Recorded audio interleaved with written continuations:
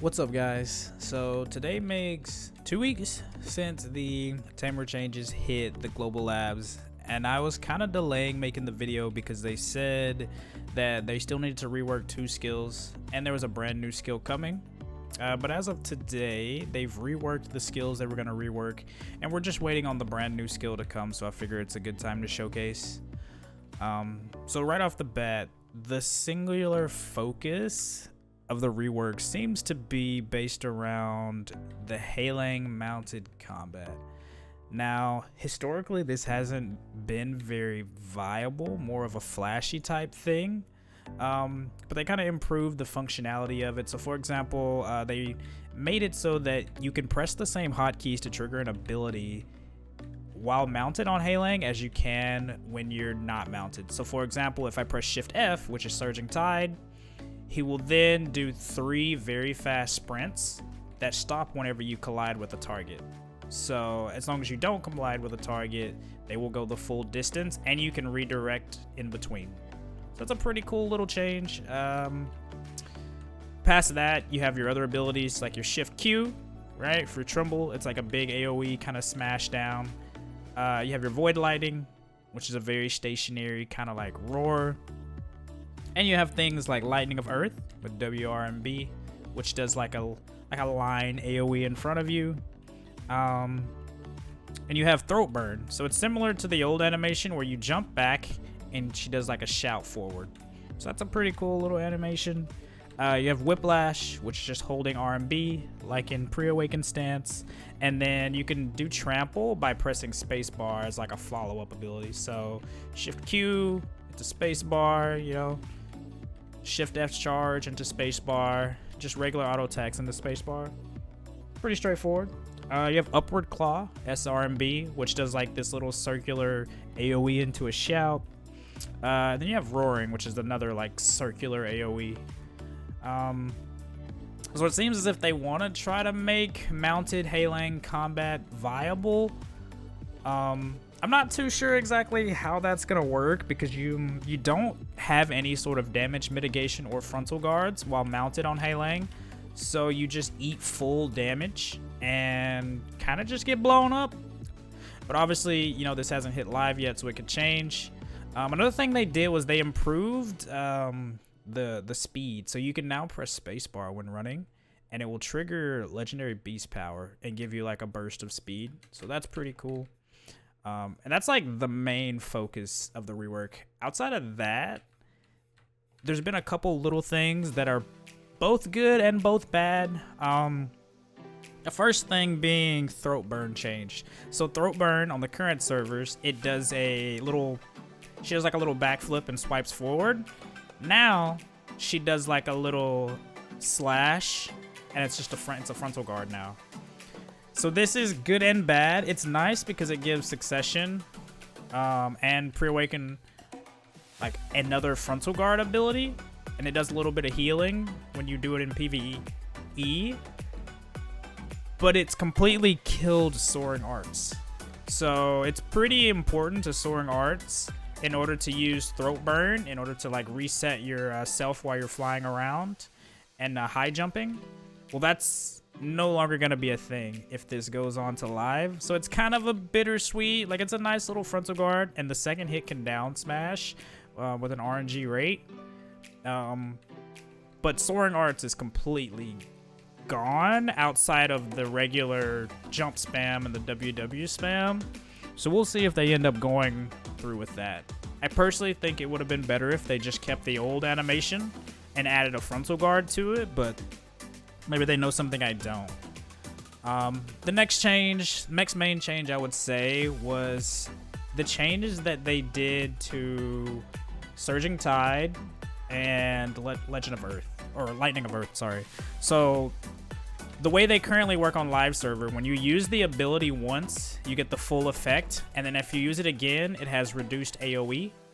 Well, they changed it so that you'll always get the full AoE whenever you use it, even if it's on cooldown. But you will no longer get the evasion shred when it's used on cooldown. And similarly for Lightning of Earth, on the live servers, you do 2 hits and then you'll do the big hit, or you can animation cancel directly into the big hit. but now you'll always just instantly do the 3rd hit instead of having to animation cancel or do the little 2 hits. Now this is a buff and a nerf because you can no longer apply the 20 DP shred while it's on cooldown. So if you kill a pack in under 10 seconds, you have to wait the entire duration before you can do the 20 DP shred again. Or if you misposition it, you can no longer do it again to reapply it like you can in the current live servers.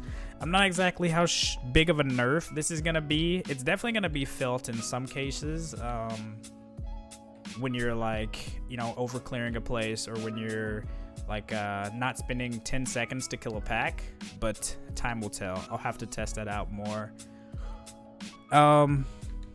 Next thing we have is going to be little changes. Like, so they made it so that Sharpen Claw, instead of applying a dot, it now does AP debuff and gives you a AP self buff.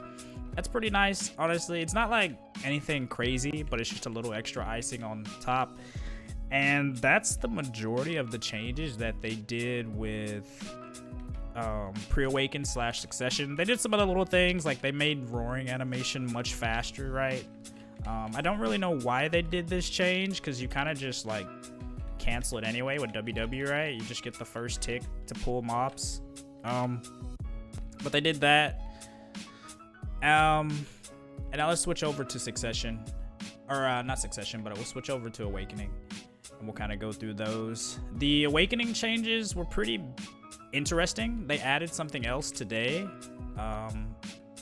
which involves using Legendary B stance, and it will remember which stance you use last, and it'll have an impact on your Echo Pierce. So I'll demonstrate it for you right here as we go. So you have regular Echo Pierce, right? So you trigger it. If it's on a hotkey, you can use it regular functionality. Well, after the change, if you do Vermilion, right, and then you press spacebar for Echo Pierce, it will then augment your Echo Pierce when using with the spacebar. So if you use it on the hotkey, it will still trigger regular Echo Pierce, and that works with any of the stances. So let's say we do Black Turtle, right? Well, Black Turtle will then trigger a jump forward into a crash down. And the animations are pretty cool. Obviously, it's unprotected, so it's gonna be, we're gonna have to see how useful and how much damage it does. But this is really cool. It's like changes like this that I've been asking for a long time, to like add a little more diversity in the play style. So as you can see, they all have their own little animation that they add to Echo Pierce. Past that, they merged together Cloud Ride and Cloud Stomping into one, so they're no longer two separate skills. This is kind of a buff and a nerf, because now let's see, let me just burn some stamina. You can no longer do Cloud Stomping just to regen stamina and buy time. You actually use stamina whenever you're doing Cloud Stomping now, which is kind of feels really weird. It stops you from regenerating your stamina for a pretty long distance or duration of time, as you can see there. This is kind of bittersweet, but they also said that by merging these two, they're actually going to add her a brand new skill right here in Cloud Ride's old spot. So we'll see. Maybe the new skill will be really good. Past that, they increased the attack range of Beast Rampage a little bit to the outsides, which is nice. It's not massively bigger, but you have a little more reach kind of to the sides, more so than frontal. So that is a really nice change, since it's like basically her main damaging ability. And they changed the animation of Intimidation a little bit. It's like a little bit bigger as well. So this is kind of to be seen how effective it will be overall.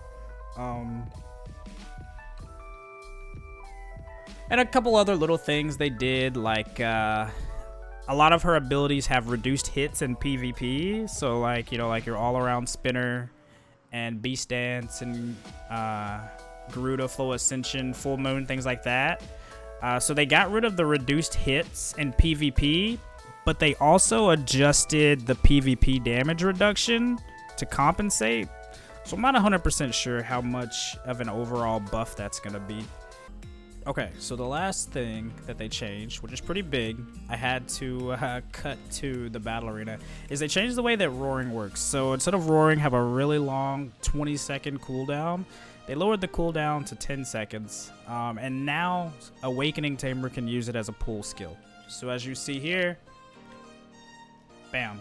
So you're able to pull mobs in Awakening from a decent range, which is really nice because Awakening Tamer's been kind of struggling in PvP for a little bit. Succession's doing alright, but Awakening's been in a weird spot. And it also functions as the same long range like stun as it currently does. So if I target this mob over there, I can pop Roaring and still jump over there and stun them, but also being able to use it as a pull. So that's a pretty nice change. Overall, I would say that they played it pretty safe with the Tamer rework. It was nice, some of the things that they changed, but some of the things are kind of questionable, like removing soaring arts and making it so you can't debuff mobs whenever Lightning of Earth is on cooldown and Surging Tide. I personally was hoping that they would nerf some of her 1v1 ability and buff her ability to take part in late game content, right? Like in-game content in the game is Node Wars, Sieges, and Red Battlefield. And I don't think this kind of increases her ability to do that. We'll see. Obviously, they said throughout the month of November they're going to be doing some more follow-up changes, but we'll see. Overall, it is good that they maintain the feel of the class and that they didn't go too crazy. And we'll see what more is to come. Thank you guys for watching. Peace.